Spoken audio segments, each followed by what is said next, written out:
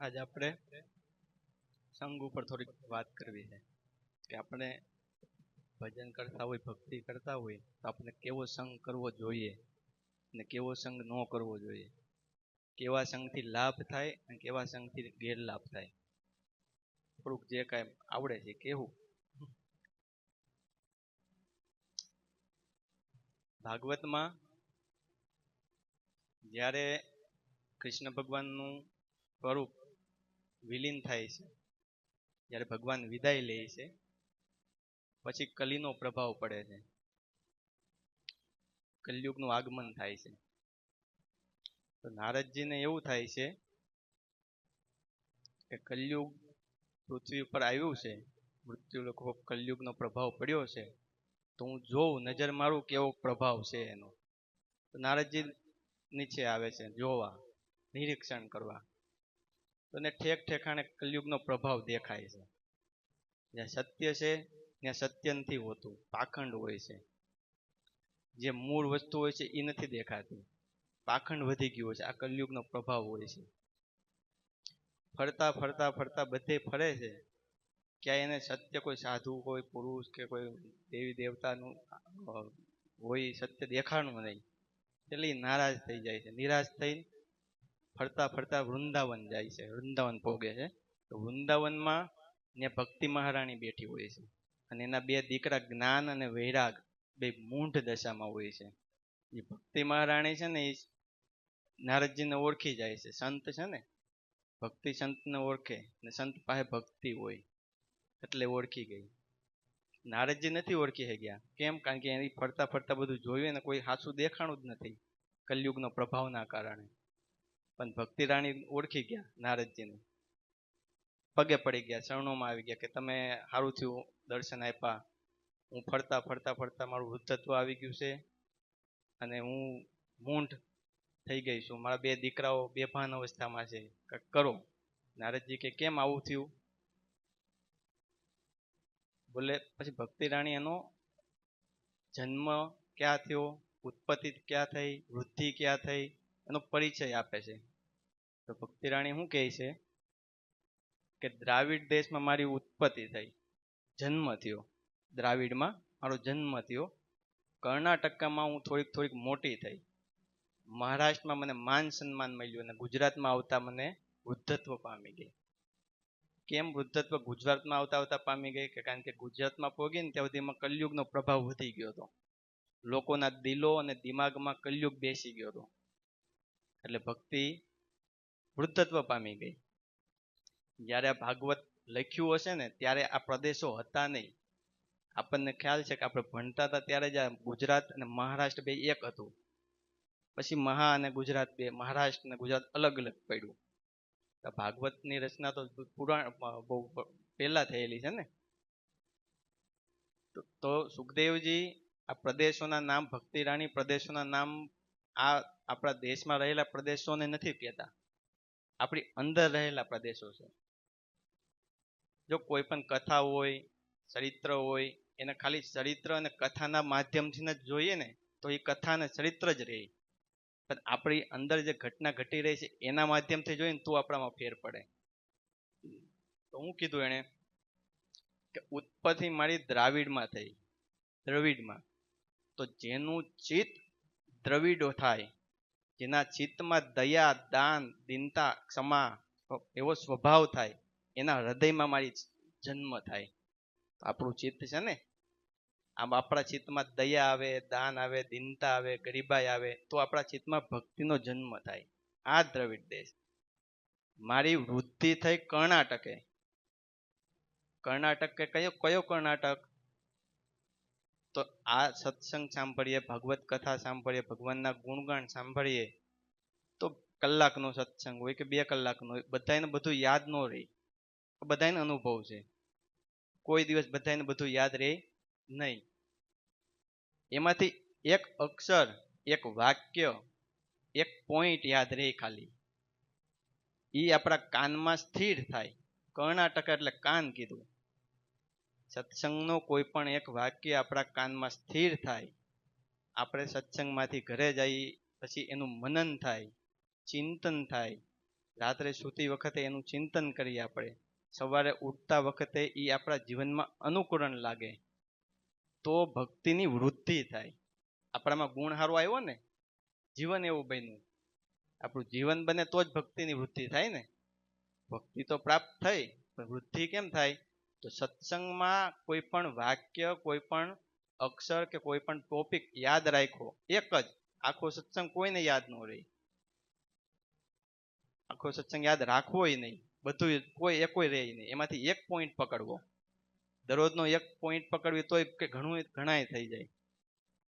તો એ પોઈન્ટ એક પકડ્યો, કાનમાં ઠેરાણો, અને એનું ચિંતન મનનથી જીવનમાં ઉતરવું, અને જીવન એવું બન્યું, તો ભક્તિની વૃદ્ધિ થઈ આપણા હૃદયમાં. મને મહારાષ્ટ્રમાં થોડુંક માન સન્માન મળ્યું, એવું ભક્તિ રાણી કીધું. તો આપણા ચિત્તમાં કોઈ સત્સંગનો વાક્ય ઠેરાણું અને આપણું જીવન એવું બન્યું, એટલે આપણામાં ગુણ સારા આવવા માંડે, આપણો સ્વભાવ બદલે. તો એ ભક્તિને માન સન્માન મળ્યું. આપણી રેણી કેણી, આપણો હાવ ભાવ સ્વભાવ બદલે ને, તો એ ભક્તિને માન મળ્યું કહેવાય. આપણે પેલા જેમ હળાયા ઘોડની જેમ ફરતા હોય, એને કરતા આ થોડુંક ઠેરાણું હોય સત્સંગ, અને પછી જે જીવન બદલે, તો ભક્તિને માન મળ્યું છે એમ. બોલે ગુજરાતમાં આવતા મારી વૃદ્ધત્વ પામી ગઈ. કેમ કે ગુજરાતમાં આવતા કલયુગનો પ્રભાવ લાગી ગયો. આટલે સુધી તો આપણે પોગ્યા, સદગુરુની દયા અને કૃપાથી ભક્તિ મળી, સત્સંગથી વૃદ્ધિ થઈ, કાંઈક કાનમાં ઠેરાયું, જીવન ઉતાર્યું, તો એને થોડુંક માન સન્માન પણ મળ્યું. પણ હવે વૃદ્ધિ થઈ ગઈ. કેમ થઈ?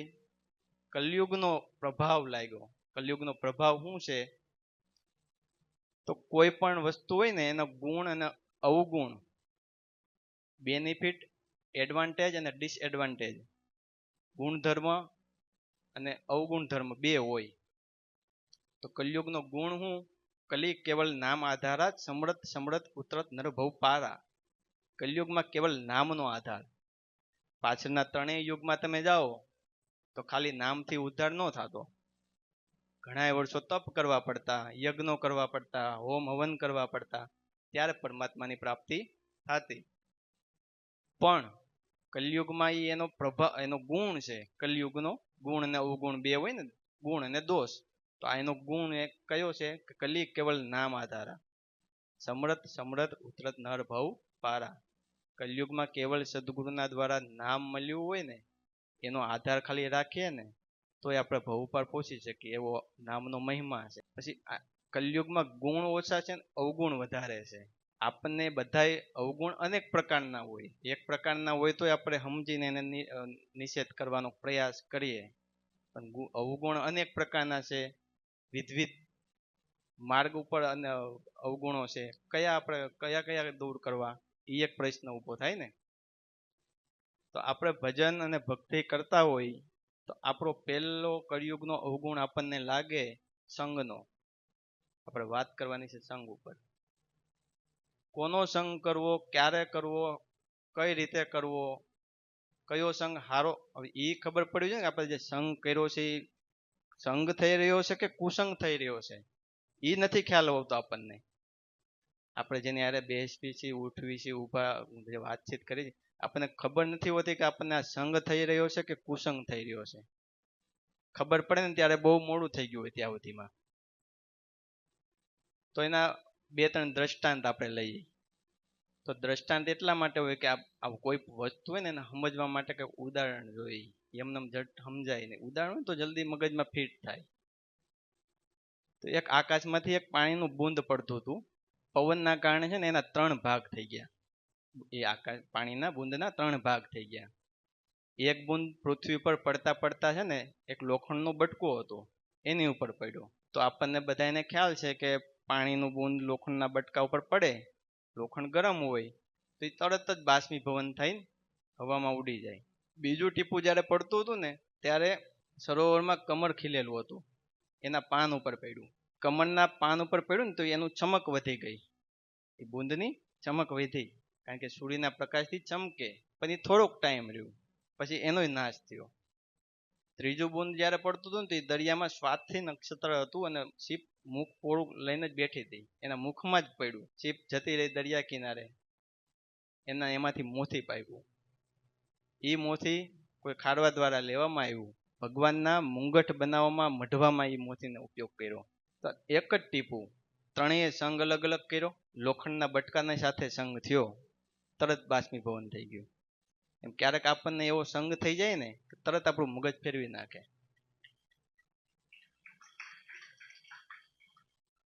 પછી બીજો સંગ થયો કમળના ફૂલ ઉપર. તો અમુક સંગ આપણને એવો થાય કે પેલા આપણને લાભ દેખાય, ફાયદો દેખાય, પછી ધીમે ધીમે એ સંગનો નાશ થાય, એ આપણને નાશ કરે. ઓલું તત્કાળ નાશ કર્યું. અમુક સંગ એવો હોય કે ધીમે ધીમે અસર કરે. અને આ સંગ કર્યો તો એ ભગવાનના મુંગટમાં મટાણું, અને ભગવાનના દર્શનીય એનું મુંગટ, શિરોમણી મુંગટ કહેવાય, એમાં એની સ્થાપના થઈ. તો આ સંઘનો પ્રભાવ છે. મહાભારતમાં આપ સબ જાણો છો કે કર્ણ અને અર્જુન બંને પાસે શસ્ત્ર વિદ્યા સમાન હતી. એક જ જગ્યાએથી એક જ નિશાન ઉપર બાણ ટાંકવાનું કે તો એક જ સમયે એક જ સાથે એક જ નિશાન ટાંકે. બેની પાસે શસ્ત્ર વિદ્યા સમાન હતી, છતાં કર્ણે કુસંગ કર્યો હતો અને અર્જુન પાસે સંગ હતો ભગવાનનો. એનું પરિણામ શું આવ્યું ખ્યાલ જ છે આપણને. એકનો નાશ થયો, બીજાનું કાંઈ પાણી હલ્યું નહીં. તો આપણી પાસે ભલે ગમે એટલી સત્તા હોય, પણ આપણો સંગ ખરાબ હોય ને તો આપણો વિનાશ કરે. આપણને એમ લાગે કે આપણી પાસે બધું છે, છતાં આપણો સંગ ખરાબ છે તો આપણને આગળ નહીં વધવા દે. ભક્તિમાન ભજનમાં સંગ બહુ જરૂરી છે, બહુ એટલે બહુ જરૂરી છે. કરો તમે કે ન કરો એ તો બે નંબરની વાત રહી, પેલા સંગ કેવો છે એ બહુ મહત્વની વાત છે. પછી અમુક સંગ આપણને એવો થઈ જતો હોય છે કે દેખાદેખીથી હોય, લોક વ્યવહારથી હોય, લોકો કરતા હોય એટલે કરતા હોય ને એનો સંગ થઈ જાય. જેમ કે એક નગર હતું, એમાં એક સાધુ મહારાજ આવ્યા. તો રાજાનો સ્વભાવ હતો તો સાધુ સંતને ઘરે બેસાડ્યા અને ભજન સત્સંગ કીર્તન કર્યા. જ્યારે રોકાવું હતું ત્યાં બધું રોકાવા દીધા. દરરોજ ભજન સત્સંગ થાય મહેલમાં. રાજાને મજા આવી ગઈ, બોલે બાપુ તમે રોકાઈ જાઓ. बापू के हम तो नहीं ठहरते एक जगह पे, हम जो जाना पड़ेगा हमको. बापू ઉપડ્યા. પણ એને નિયમ બનાવ્યો કે આપણા રાજ્યમાં જે કોઈ ભજન સત્સંગ કરતું હોય ને એનો કરવેરો નહીં લેવાનો, માફ. એટલો એને રાજાને અસર થઈ. તો નગરમાં જાહેર કરી દીધું કે જેથી કાલ જે કોઈ ભજન સત્સંગ કરશે એનો કરવેરો માફ કરી દેવામાં રાજાએ આદેશ આપ્યો છે. તો બધાએ મંજીરા ને તબલા ને પેટી બાજા પેટી લઈ આવ્યા, બધાએ ચાલુ કર્યું દરરોજ. વરહ વયું ગયું, કરવેરો આવવાનો જ હાવ બંધ બધાયનો ગામ નગરમાંથી. હજી મંત્રી કે બાપુ રાજા મહારાજ હવે આપણો ખજાનો ખાલી થઈ ગયો છે બધોય. બોલે કેમ?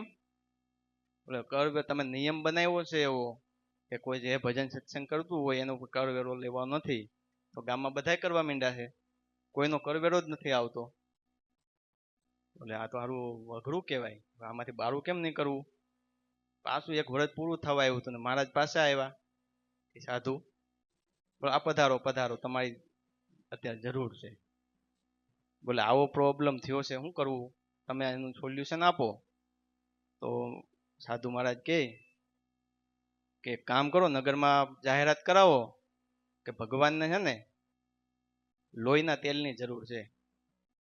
જે હાસો ભક્ત હોય ને એ ઘાણીમાં એનું લોહી કાઢીને આપે અને ભગવાનને ચડાવવું છે. આમાં ખબર પડી જાય કોણ હાસો ભગત છે. તો એક ભગત હતો હાસો, એ આવ્યો અને ઓલા બધાય તબલા વાજા પેટી વેચી દીધા. મહારાજ કે આ એક હાસો ભગત છે, આનો કરવેરો માફ રાખો, ઓલા બધાને કાલથી કામ ધંધે લગાડો પાછા અને કરવેરો એનો ચાલુ કરો. ઘણી વખત આવું થાય, આપણે હારે આવતા હોય, બેહતા હોય, સત્સંગ સાંભળતા હોય, ભજનમાં બેહતા હોય, પણ એના કારણે દેખાદેખીથી એને ન એની ઈચ્છા ન હોય, પરાણે આવવાનું થતું હોય. તો આ સંગ આપણને નડે, આ સંગ આપણને નડે, કારણ કે એનામાં કાંઈ નથી ને, તો આપણી વૃદ્ધિ ન કરાવે, આપણું પતન કરાવે. તો આ સંગ એટલે તો કીધું ને સંગ કેમ ખબર પડે આ સંગ હાસો થઈ રહ્યો છે ખોટો થઈ રહ્યો છે? એ ખબર તો પડવી જોઈએ ને આપણને. આપણને અત્યારે તો એમ જ હોય કે આપણો જે સંગી છે ને એ હાસો છે, પછી અમુક વર્ષ પછી ખબર પડે કે આ તો હારો ખોટો નીકળ્યો. ત્યાં સુધીમાં આપણો સમય વયો ગયો હોય. હવે છેલ્લું દ્રષ્ટાંત, કોઈ પણ રોપ નર્સરીમાંથી આપણે લાવીએ, કોઈ પણ રોપ નર્સરીમાંથી ખરીદીને લાવી, તો એને નાનપણથી ખામણું કરીને રોપવી, દરરોજ સવારે એમાં 1 લોટો પાણી નાખી, જેટલું એનું પાણી જરૂર હોય એટલું. એ તડકો આવતો હોય તેના માટે છાંયો બનાવી, પવન આવતો હોય તેના માટે કંઈક આડું રાખવી. આવું દરરોજ આપણે એનું નિત્ય ક્રમથી એને હાસે જતન કરવી. ધીમું ધીમું ધીમું ધીમું દરરોજ થોડુંક વધતું જ મોટું થાય. એ ક્યારે મોટું થાય? તમે એક હારે 500 લીટર પાણી નાખી દો તો એ એકદમ મોટું થાય? એને જેટલું જોઈએ એટલું જ આપતું વળે. તો આપણે દરરોજ સવારે સદગુરુના દ્વારા મળેલું ભજન કરતા હોય, દરરોજ સત્સંગનો સંગ કરતા હોય, આપણને કુસંગ ન થઈ જાય, ખરાબ ટેવ ન હોય, એની દેખરેખી રાખતા જ હોય બધા. પણ ધીમે ધીમે વધતું હોય આપણું વૃક્ષ, ભક્તિરૂપી વૃક્ષ. આપણું ધીમે ધીમે ભક્તિરૂપી વૃક્ષની વૃદ્ધિ થતી હોય. પણ એક માણસ આવીને તમારા જે ઓલો છોડ વાવેલો છે ને એમાં થોડુંક તેજાબ નાખીને વયો જાય, એટલે બીજા દિવસે સવારે પાણી રેડવા જઈએ ને આપણે, તો છોડ હાવ ફૂંકાઈ ગયો હોય. ઉછેરવામાં આપણે આપણી જિંદગી આખી કાઢી નાખવી છે. ઉછેરવામાં, જીવન બનાવવામાં આપણે ભક્તિ કરતા કરતા આખી જિંદગી કાઢી નાખી છે ભજન કરતા કરતા. કોઈ એક વ્યક્તિ આવીને આપણા કાનમાં કુસંગ ઠેલવી જાય, કોઈની ગુરુની નિંદા કાનમાં રેડી જાય, સમજી લેવું આપણો કુસંગ છે, ત્યાગ કરી દેવો તરત. આ સંગ નથી થઈ રહ્યો આપણને, સમજાય છે? આપણા કાનમાં રેડીને, આપણા કાનમાં કોઈ પણ વ્યક્તિ આવીને ગુરુની નિંદા ઠલવે ને, કોઈ સંતોની નિંદા ઠલવે, કોઈ ભક્તોની નિંદા, નામ નિંદા જ છે, નિંદા કોઈ પણ ની કરે એટલે સમજી લેવાનું આપણો કુસંગ છે. ગમે ત્યારે આપણને આ ભક્તિમાંથી હેઠા પાડશે. એનો સંગ ત્યાજવો, એનો સંગ ત્યજવો. તો આપણે ગુરુ કર્યા, હુકામ કર્યા? જીવનનો ઉદ્ધાર કરવા. નકર આ બધા આજુબાજુ સોસાયટીમાં આટલી જ પબ્લિક થોડી હોય, કેટલું પબ્લિક છે, એ કોઈને જરૂર નથી. આપણે પૂર્વના કાંઈક ઋણબંધના સંબંધ હશે, અથવા તો પૂર્વનો પુણ્યનો ધક્કો હશે, એટલે સદગુરુ કર્યા. સદગુરુ કર્યા પછી ભજન ભક્તિ સદગુરુની કૃપાથી આપણને મળ્યા, અને એની વૃદ્ધિ આપણે ન કરવી તો? ઘણા દાખલા છે. 25 વર્ષ સુધી આવતા હોય પછી બાપુમાં શ્રદ્ધા વહી જાય. એ 25 વર્ષની શ્રદ્ધા ક્યાં ગઈ? ઓલા કુસંગ રેડ્યો ને એમાં વહી ગઈ. એક માણસ આવીને કુસંગ કાનમાં રેડ્યો ને, એ 25 વર્ષની મહેનત એની વહી ગઈ મનમાંથી. છે જ ને દાખલા આપણી સામે. તો આવો કુસંગ ના થાય ને એનું આપણે ખાસ ધ્યાન રાખવું. જો આપણે ભજન ભક્તિ સત્સંગમાં દરરોજ નિત્ય આવતા હોય તો એ બધું તો કરવી જ છે આપણે, પણ આપણને કુસંગ ના થાય એ ખાસ ધ્યાન રાખવું. કારણ કે કુસંગ આપણને વૃદ્ધિ નહીં થવા દે. ભક્તિ મળી છે, એની વૃદ્ધિ થઈ છે, સત્સંગ સાંભળ્યું છે, એને માન સન્માન સુધી પહોંચાડી છે આપણે. હવે કલયુગના આ પ્રભાવથી એનું વૃદ્ધત્વ ન આવી જાય ને, તો આ કલયુગનો પ્રભાવ આપણા ઉપર નહીં પડવા દેવાનો. એનો પ્રભાવ, કલયુગનો કયો પ્રભાવ નહીં? કલયુગના અનેક પ્રભાવો છે, કયો પ્રભાવ નહીં પડવા દેવાનો? કુસંગનો. ખાસ ધ્યાન રાખવાનું. કુસંગ આપણા જીવનમાં થતો હોય તરત જ એનો મનથી ત્યાગ કરી દેવાનો, તનથી નહીં. વ્યવહાર દ્રષ્ટિથી રાખો, મનથી વ્યક્તિનો ત્યાગ કરવો. કારણ કે આપણા જીવનની વૃદ્ધિ ન થવા દે એનો આપણે સંગ કરીને શું ફાયદો? આપણું જીવન આખું આપણી વૃદ્ધિ કરવા માટે સદગુરુના શરણે આપ્યું ને, છતાં આપણી આખું જીવન 5 વર્ષ 10 વર્ષ 15 વર્ષ 25 વર્ષ થયા તમે આવતા હો, દરરોજ સત્સંગ મળતો હોય, ભજન થતું હોય, તો આપણી વૃદ્ધિ ન થતી હોય તો આપણે કાંઈક નડતું હોય, તો જ ન થતી હોય. એનું કારણ આપણે જ ગોતવું, બીજું કોઈ નથી. અને જે કાંઈ આપણે ભોગવી રહ્યા છીએ ને એ આપણું જ પાપ અને પુણ્ય છે, કોઈ વ્યક્તિ દોષિત નથી. લક્ષ્મણજી કહે છે, બોલે લખન મધુર બાની, જ્ઞાન વેરાગ ઓર ભક્તિ રસ સાની. જ્ઞાન વેરાગ અને ભક્તિ રસથી ભરપૂર મધુર વાણી લક્ષ્મણજી બોલી રહ્યા છે. ગૃહરાજ નિષાદને કહે છે, બોલે લખન મધુર બાની, જ્ઞાન વેરાગ ભક્તિ રસ સાની. કાહુ ન કોહુ સુખ દુઃખ કર દાતા, નિજ કૃત કર્મ સબ લોક ભાતા. કોઈ કોઈને સુખ દુઃખ આપી શકતું જ નથી. પોતાના કર્મો જ પોતે ભોગવે છે. વ્યક્તિ નિમિત્ત છે, ખાલી વ્યક્તિ નિમિત્ત છે. એની પાછળ જે આપણું કર્મ ઊભું છે ને એ આપણને સુખ કે દુઃખ આપી રહ્યું છે, એ વ્યક્તિ નથી આપી રહ્યો. આ ભાવ રાખશું તો કોઈને યારે કુભાવ નહીં થાય, કોઈને યારે વેર નહીં થાય. કારણ કે એની તરફથી આપણને સુખ કે દુઃખ મળે છે ને એમાં આપણું કર્મ આપણે જોયું, અને ખરેખર એ જ છે ને. કોઈ વ્યક્તિ આપણને શું દુઃખી કરી શકે, સુખી કરી શકે? સવારામ બાપાએ કીધું ભૂત પ્રેત હકીમ કોઈ આપણને નડે જ નહીં કર્મ સિવાય. કર્મ જ એ રૂપ લઈને આવ્યું હોય, અને આપણે એ વ્યક્તિને દોષિત ગણી લઈ, કર્મને જોતા નથી એટલે બંધનમાં બંધાઈ, બંધન જ જન્મ મળનું કારણ બને. બંધન જ જન્મ મળનું કારણ બને. ગાંઠ બાંધી એટલે છોડવા આવી પડશે. એ ધ્યાન રાખવું. બોલો સત ગુરુદેવ.